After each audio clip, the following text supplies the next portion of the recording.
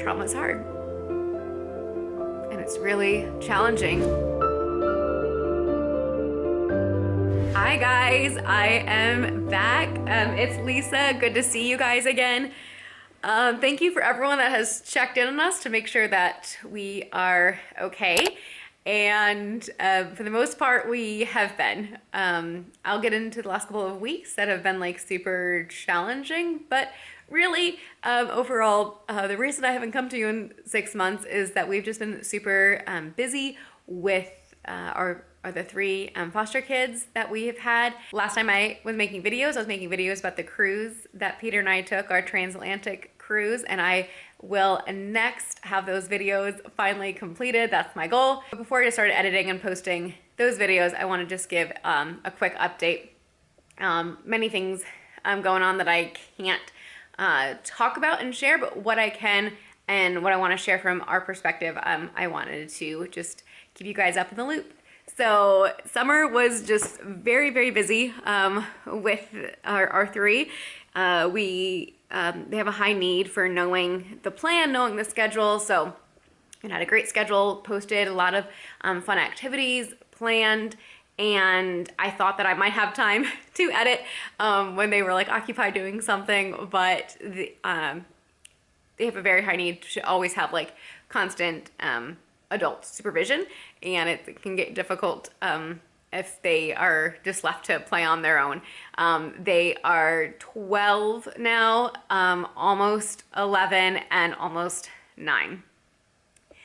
And it has been a very busy time. So when they went back to school, then that time was used for appointments for them, behavioral, health appointments, therapy, talking with their people, all of the providers.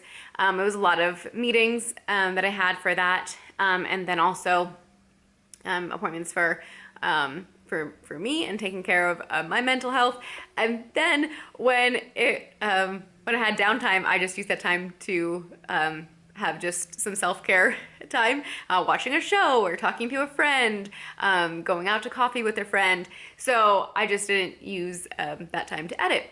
But I definitely wanted to get you guys an update. I thank you for everyone who was checked in on us. You would have asked 3 weeks ago, I would have said like, yeah, like we're making it day by day.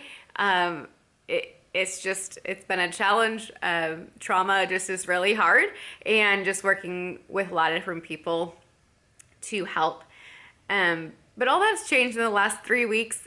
We have had just really, really, really hard behaviors with one of our children, and it came to a point of immediate safety for us and the siblings. And so that child moved just a couple of days ago to a foster friend that I know that's close by, so we can keep up with sibling visits. And I don't know what the future will bring. We're still kind of in the midst of it all.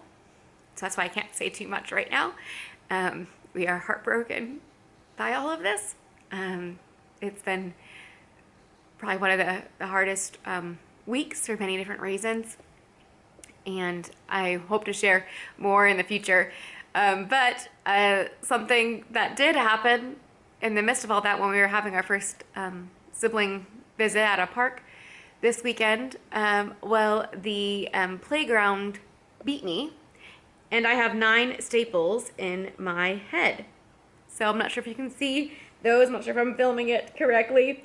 I haven't fully washed my hair because I'm like nervous to go around that spot, but just happened a couple days ago, and 8 days total they'll be in there, and then I'll get them removed. So yeah, we were playing at the playground, and one of the children suggested that we play tag, and I'm just too competitive, and I was trying to get away, and bang, knocked my head. I told Peter, my husband, that like, yes, this was like painful, and like there was blood everywhere, and it was gross, and I was trying to keep the kids calm, and the child that suggested tag thought, oh my goodness, it's my fault that you got hurt, and I assured them that it happened, it's fine. Just wanted to help, calm them, because there was a lot of blood, and it was pretty scary. But I commented to Peter that like this physical pain has been like nothing compared to the emotional turmoil we've been through this last 2 2 weeks, 3 weeks, but really all culminating in this last week.